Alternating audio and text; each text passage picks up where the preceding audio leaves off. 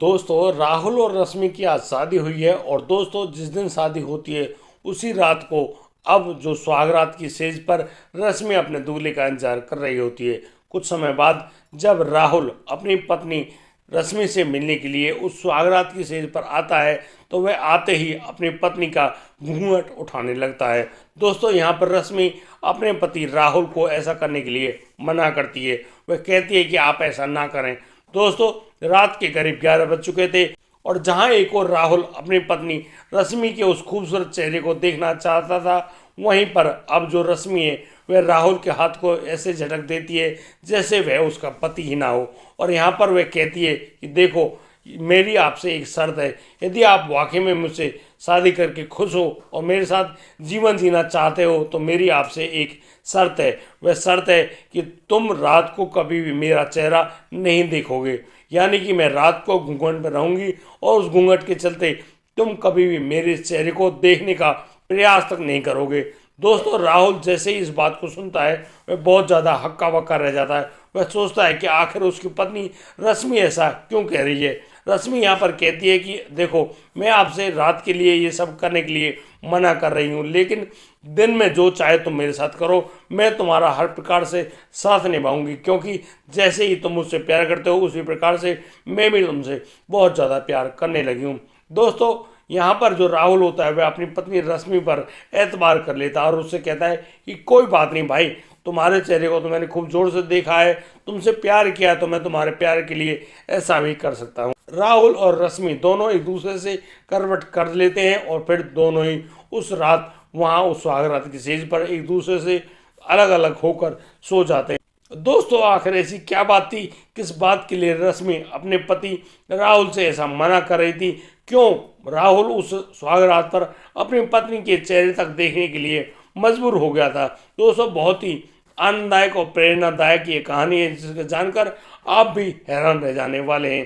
दोस्तों, इसलिए आप एक सेकंड की भी वीडियो को मिस मत कीजिएगा। नमस्कार, आदाब, सत श्री अकाल दोस्तों, स्वागत है आपका हमारे यूट्यूब चैनल के सिख क्राइम पर। दोस्तों, आपसे वही प्यार भरी गुजारिश, वीडियो को शुरू करने से पहले, आगे बढ़ने से पहले हमारे चैनल को सब्सक्राइब करना, नोटिफिकेशन की बेल को दबाना बिल्कुल मत भूलिएगा। दोस्तों, आज का बेहद ही हैरान करने वाला ये मामला सामने आया है पुणे महाराष्ट्र से।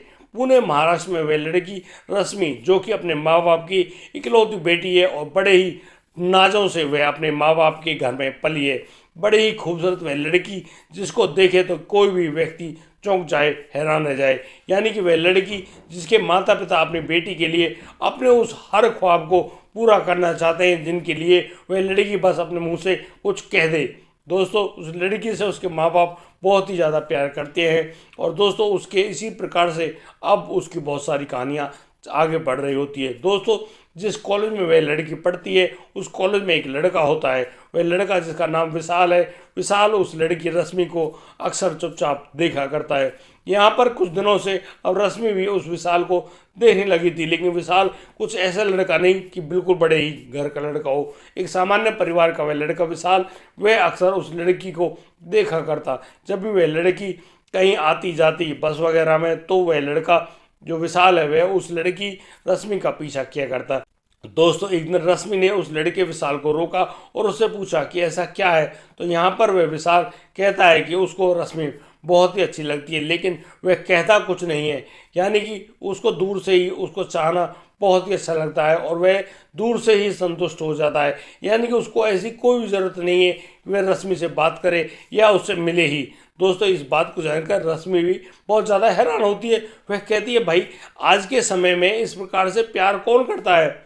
लेकिन वह लगातार विशाल उस लड़की रश्मि को घूरता रहता है। दोस्तों, विशाल जिस प्रकार से रश्मि को घूरता है, रश्मि को घूरने पर अब उसके यार दोस्त जो भी हैं उनके सबके नोटिस में वह लड़का आ जाता है और अक्सर रश्मि के यार दोस्त, रश्मि के जो दोस्त हैं, वो कहते हैं कि रश्मि ये तुमको ऐसे क्यों देखता है, आखिर इसके मन में क्या है, क्या चल रहा है। यहाँ पर सभी लोगों के प्रश्नों से परेशान हो जाती है रश्मि और रश्मि अब एक अहम फैसला लेती है। वह पुलिस के पास जाती है, पुलिस को उसी कॉलेज में बुलाती है और वहाँ कॉलेज में आने के बाद पुलिस से अब कहा जाता है कि वह जो लड़का वहाँ बैठा हुआ है विशाल नाम का, वह लड़का मुझे अक्सर ऐसे ही गलत निगाहों से घूरता रहता है। पता नहीं उसके मन में क्या चल रहा है, किसी दिन मेरे साथ वो कोई दर्दनाक घटना ना कर बैठे। दोस्तों जैसे कि रश्मि बड़े बाप की बेटी थी, वह ज़्यादा अमीर है, इस प्रकार से अब पुलिस भी उस रश्मि की बातों पर यकीन कर लेती है और उस लड़के को वहां से उठाते हुए ले जाती है पुलिस थाने। और दोस्तों पुलिस थाने में उस लड़के विशाल की जमकर खबर ली जाती है, यानी कि उसको बहुत ही बुरी तरह से मारा पीटा गया था। दोस्तों वहाँ उस विशाल के ऊपर जो पिटाई चल रही थी वह पूरे दिन और पूरी रात चली थी। दोस्तों दूसरे दिन रश्मि को लगता है कहीं उस लड़के के साथ कुछ ज़्यादा जाति ना हो जाए। अब रश्मि अब पुलिस थाने पहुंचती है और पुलिस थाने जाने के बाद वह उस लड़के को देखती है। दोस्तों इस लड़के की ऊपर इतनी ज़्यादा मारपीट पड़ी हो, वह लड़का अच्छा भला कैसे हो सकता है? वह विशाल हवालात के अंदर बैठा हुआ है, लेकिन अब भी उसकी निगाहें कुछ इसी प्रकार की वह रश्मि को ऐसे ही घूर रहा है। दोस्तों रश्मि देखती है कि विशाल के चेहरे पर बहुत ही ज़्यादा घाव है, यानी कि बहुत ज़्यादा लाल पड़ा हुआ है। इतने थप्पड़ लात घूंसे पड़े हैं उस लड़के विशाल पर, उस विशाल से अब खड़ा भी नहीं हुआ जा रहा है। दोस्तों रश्मि के कहने पर विशाल को अब वहाँ उस हवालात से रिहा तो कर दिया जाता है, लेकिन विशाल जब वहाँ से जा रहा होता है तो वह उस रश्मि से कहता है कि देखो मैंने तुमसे कुछ कहा तो नहीं, मैंने तुम्हें सिर्फ चुपचाप देखा ही, तो मेरा देखना भी तुम्हें यदि गुनाह लगता है तो ठीक है। आज मैं तुमसे कहता हूँ कि तुम अब अपने चेहरे को, जिस पर तुम इतना ज़्यादा घमंड करती हो, उस चेहरे को देखकर हर रात रोया करोगी। दोस्तों ऐसा कहकर वह विशाल वहाँ से चला जाता है। अब विशाल कहाँ पर गायब हो गया, क्योंकि उसका कॉलेज में आना जाना भी बंद हो गया, किसी को भी नहीं पता चला कि विशाल कहाँ पर गया है। लेकिन दोस्तों जैसे ही रश्मि अब अपने घर पहुंचती है, रात होती है, रात के करीब 9 बजते हैं और 9 बजे के बाद उसके चेहरे में बहुत ज़्यादा जलन और खुजली होने लगती है। दोस्तों वह अपने चेहरे को बहुत ज़्यादा मसलती है, देखती है कि आखिर उसके चेहरे में क्या हो गया है। रश्मि अब शीशे के सामने खड़ी है और वह अपने चेहरे को निहार रही है। वह देखती है कि उसके चेहरे में बहुत सारी फुंसियाँ जैसे निकल आई हैं और उनमें बहुत ही ज़्यादा जलन और खुजली हो रही है। वह अपने चेहरे को देखकर वाकई में बहुत ही ज़्यादा हैरान रह जाती है। वह रात को ही डॉक्टर के पास जाती है और डॉक्टर को जब उस चेहरे को दिखाती है तो डॉक्टर उसके लिए एक दवाई लिख कर देते हैं। अब रश्मि उस दवाई को लेकर अपने घर में सो जाती है। सुबह जब वह उठती है तो वह देखती है कि उसका चेहरा तो बिल्कुल साफ है, यानी कि पहले जैसा ही है। वह यकीन कर लेती है कि डॉक्टर ने दवाई बहुत ही अच्छी दी है। लेकिन दोस्तों दूसरे दिन के शाम को उसके चेहरे में फिर वही जलन, वही खुजली होने लगती है। अब वह बहुत ही ज़्यादा हैरान रह जाती है और कहती है कि वाकई डॉक्टर ने बहुत गलत दवाई दी है। वह फिर गुस्से में नाराज होकर उस डॉक्टर के पास जाती है और उस डॉक्टर को बहुत ही बुरा भला कहने लगती है। रश्मि उस डॉक्टर से कहती है कि तुमने मुझे नकली दवाइयाँ दी हैं, तुम्हें इन दवाइयों को देने में शर्म नहीं आई क्या? मैंने तुम्हें पैसे नहीं दिए? यहाँ पर वह डॉक्टर कहता है कि नहीं रश्मि, मैंने आपको अच्छी दवाइयाँ दी हैं और लो आज ये दवाई भी टेस्ट कर लो और तुम इन दवाइयों को लिया करो, तुम बिल्कुल ठीक हो जाओगी। दोस्तों आज रात भी वही होता है, रश्मि वो दवाई लेकर सो जाती है और वह अब सुबह जब जागती है तो उसका चेहरा बिल्कुल क्लीन यानी कि साफ सुथरा मिलता है। दोस्तों अब तो इस प्रकार की जलन और खुजली हर रात हुआ करती है। इस प्रकार से रश्मि बहुत ज़्यादा दुखी और परेशान हो जाती है और वह अब मन ही मन सोचने लगती है यह वाकई में उस विशाल नाम के लड़के की बददुआ है जिसने मुझे यह बददुआ दी थी कि हर रात को तुम इसी प्रकार से तड़पोगी, तुम्हें भी इतना ही कष्ट होगा। अब रश्मि जब अपने माता पिता को इस पूरी घटना के बारे में बताती है तो उसके माता पिता भी कहते हैं कि बेटी अब जब तुमने किया ही इतना बुरा है तो इसमें हम क्या कर सकते हैं। दोस्तों राहुल अब उस लड़की यानी कि रश्मि को पसंद कर लेता है, तो राहुल अब उस लड़की के साथ शादी करने के लिए अपने माता पिता से कहता है। राहुल के माता पिता यहाँ पर रश्मि के माता पिता के पास जाते हैं और रश्मि का हाथ मांगते हैं। दोस्तों यहाँ पर रश्मि की शादी तय हो जाती है राहुल के साथ और राहुल अब रश्मि के साथ शादी करके रश्मि को अपने घर लाता है। दोस्तों रात को घर में जब सुहागरात का वह समय होता है, जब रश्मि के पास राहुल जा रहा होता है तो वहीं पर रश्मि अपनी शर्त रखती है कि राहुल वह चाहती है कि रात को तुम उसके पास ना आया करो, बस दिन दिन में जो तुम्हें करना है वह कर लिया करो। राहुल जो कि एक कंपनी में काम करता है वह अब दिन भर तो वहाँ पर होता है और रात को अपने घर आता है तो यहाँ पर उसकी पत्नी उससे मना कर देती है।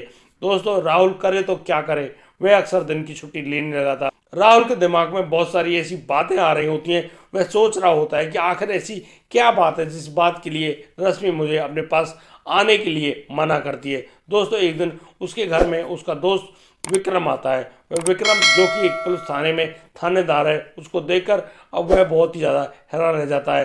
दोस्तों, रश्मि जिस व्यक्ति से घंटों घंटों बात किया करती थी, राहुल के दिमाग में बहुत सारी बातें ऐसी चलती थी कि कहीं ये इस लड़की के किसी और व्यक्ति के साथ तो अवैध संबंध नहीं है। उस थानेदार जो कि उसका बचपन का मित्र यानी कि विक्रम होता है, विक्रम को देखकर बहुत ही खुश होता है। विक्रम अब जाता है अंदर और रश्मि से बहुत सारी बातचीत करके वापस लौट आता है।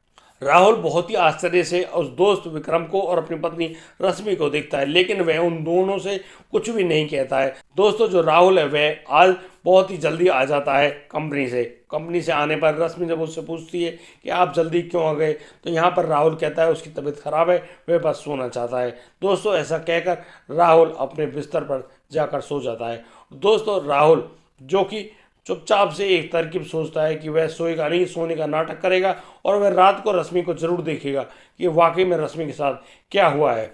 दोस्तों, रश्मि उसको क्यों नहीं सोने देती है, आखिर इस बात में क्या राज है। अब चुपचाप से राहुल अपने घर में मौजूद है, वह सो नहीं रहा है लेकिन वह सोने का नाटक कर रहा है। दोस्तों, जैसे रात के 8 बजते हैं और रश्मि जो कि अपने कमरे में घूंघट करके लेटी हुई है, वह खाना वगैरह सब कुछ खिला चुकी है, वो अपने कमरे में जैसे ही लेटती है करीब बज जाते हैं रात के 10। अब यहाँ पर जो रश्मि है, रश्मि घूंघट किए हुए अपने बेड पर लेटी हुई है। अचानक से राहुल खड़ा होता है और वह अपनी पत्नी के उस घूंघट को हटा देता है। दोस्तों, जैसे वह अपनी पत्नी रश्मि की घूंघट को हटाता है, उसके पैरों तले जमीन खिसक जाती है। वह बहुत ज़्यादा डर जाता है, हैरान रह जाता है कि आखिर ये रश्मि है या कोई और, यानी कि वह उसके खौफनाक चेहरे को देखकर बहुत ही ज़्यादा घबरा जाता है। वह कांपने लगता है, उसको डर लगने लगता है और वह अब हनुमान जी को याद करता है। आखिर उसके साथ क्या होने वाला है। अब रश्मि खड़ी होती है और रश्मि अब कहती है कि देखा राहुल, मैंने तुमसे मना किया था कि रात को तुम मेरे चेहरे को मत देखना। बस इस बात के लिए अब रश्मि अपनी उस सारी बात को बताती है कि कैसे एक लड़के विशाल के बददुआ के कारण उसका चेहरा ऐसा हो गया है और वह लगातार उस लड़के विशाल को ढूंढ रही है। उसके फोटोग्राफ उसने थानेदार यानी जो विक्रम यहाँ पर आए थे उनको भी फोटो दिया था और वह चाह रही थी कि उस लड़के विशाल को यहाँ पर बुलाया जाए और उसकी बददुआ खत्म की जाए। लेकिन दोस्तों, विक्रम के भी लाख कोशिशों के बाद उस लड़के विशाल को वहाँ पर नहीं ढूंढा गया है। दोस्तों, आज भी वह लड़की यानी कि रश्मि इसी प्रकार के कष्टों से गुजर रही है, यानी कि आज भी उस लड़की रश्मि के ऊपर उस विशाल की वे बददुआएं इतनी बुरी तरह से लगी हुई हैं जिस प्रकार से उसका चेहरा खराब हो जाता है। दोस्तों, इसलिए कहा जाता है कि समाज में किसी गरीब, किसी भी मजबूर व्यक्ति के दिल को कभी भी नहीं दुखाना चाहिए। उनके दिल से निकली हुई कोई भी दुआ या बददुआ हमेशा सच होती है। दोस्तों, जिस प्रकार से आप हमारी कहानियों को देखकर हमको सपोर्ट कर रहे हैं, ऐसे ही बहुत सारे ऐसे मित्र हैं जो हमें सपोर्ट करते हैं, बहुत ही अच्छे से कमेंट भी करते हैं। दोस्तों, यहाँ पर हमारे एक व्यूअर हैं जिनका नाम नाजिम खान है, जो रहने वाले लखनऊ के हैं। वो लिखते हैं कि आपकी कहानी काफ़ी अच्छी लगती है। दोस्तों, हमारे एक और मित्र हैं जिनका नाम सुरेश है। सुरेश जो कि रहने वाले मथुरा उत्तर प्रदेश के हैं। वो लिखते हैं कि आपकी कहानी काफ़ी ज़्यादा प्रेरणादायक है। और दोस्तों, यहाँ पर हमारे एक और मित्र हैं जो कि हरियाणा पलवल से हैं। वो लिखते हैं विजय कुमार कि वाकई में आपकी कहानी जो है वह बहुत मस्त लगी है। दोस्तों, इसी प्रकार से बहुत सारे कमेंट आए हैं, उनका यदि नाम लिया जाए तो यहाँ पर वीडियो बहुत लंबी हो जाएगी। दोस्तों, यदि आप वाकई में हमारी वीडियो को देखते हैं, हमें सपोर्ट करना चाहते हैं, तो हमें एक सुंदर सा कमेंट लिखकर अवश्य भेजें। और दोस्तों, आज की कहानी में सिर्फ इतना ही। अब दीजिए मुझे इजाज़त, मिलता हूँ कल, लाता हूँ एक और नया अनोखा मामला। तब तक के लिए आप बढ़िया रहें, बेहतरीन रहें, अपना और अपने परिवार का बखूबी ख्याल रखते रहें। जय हिंद, जय भारत।